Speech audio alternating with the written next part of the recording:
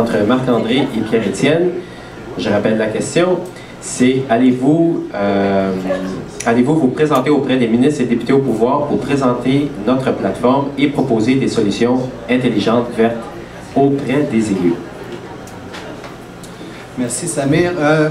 Premièrement, j'aimerais dire que aussitôt que j'ai pris la décision et j'ai annoncé ma candidature pour la chefferie du Parti vert du Québec, j'ai immédiatement communiqué mes démarches à plusieurs membres de plusieurs autres partis pour leur dire, écoutez, il se passe quelque chose au Parti vert du Québec. On n'est pas sans réaliser que tous les partis politiques essaient de s'approprier l'environnement. On sait que, comme j'expliquais tout à l'heure, on a fait moins que 1% lors de la dernière élection. On est rendu à 3% maintenant et ça continue. Je vais vous dire qu'on est proche d'envoyer plus qu'un député à l'Assemblée nationale, mais pour ça, on a beaucoup de pain sur la planche, on a beaucoup de travail à faire.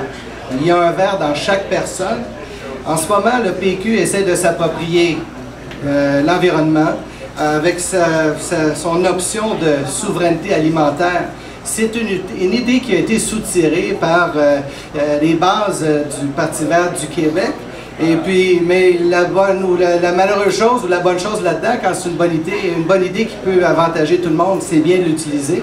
Sauf que, présentement, tel que présenté par le Parti québécois, c'est un autre canard boiteux. Et je crois qu'à ce moment-là, on va pouvoir prendre la relève et puis nous autres bien le présenter et s'arranger que, justement, ça puisse être intéressant et profitable pour toute la collectivité.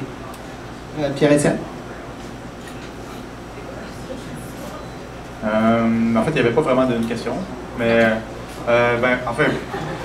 pour un peu répondre d'une certaine manière quand même, je pourrais poser une question plutôt.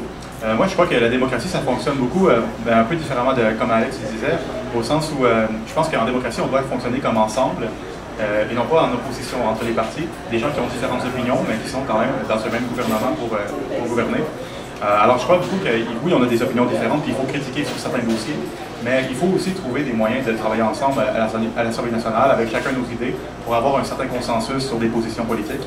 Je crois que, sans dire que vous êtes dans une mentalité d'opposition complète, quand même dans votre déclaration d'intérêt, vous mentionniez que certains partis radicaux, tout ça, les partis verts étaient souvent associés à ces partis-là, et que vous n'étiez pas prêt à travailler avec ce genre de parti. Pour ma part, moi, même si c'est des opinions très radicales, je suis quand même prêt à travailler avec eux. Alors, j'aimerais vous poser un peu la question par rapport à ça, les partis comme vous avez mentionné, Parti québécois, Option nationale et Québec solidaire. Alors, dans ma déclaration d'intérêt pécuniaire et politique, évidemment, je mentionnais les racines du Parti vert du Québec, qui a énormément évolué depuis son premier jour. Alors, c'est la raison pourquoi je faisais allusion à ce changement, et puis pourquoi j'étais très à l'aise et pourquoi je suis très à l'aise avec le Parti vert du Québec. Concernant les autres partis, Option nationale, Québec solidaire, ce sont des partis qui ne rencontrent pas mes aspirations. Je ne suis pas séparatiste, je ne crois pas à ériger des murs tels que le mur de Berlin. Je crois qu'on est dans une autre ère. On doit travailler à l'intérieur de notre territoire, respecter le territoire des autres et espérer que notre frère et sœurs des autres territoires vont faire la même chose pour qu'on puisse tous ensemble travailler pour protéger notre planète, parce que c'est le but du Parti vert. Pas juste le Parti vert du Québec, la Charte mondiale des Verts, c'est l'intention, c'est de protéger notre planète. On en a juste une. Merci. Je peux répondre à ça? Non, c'est...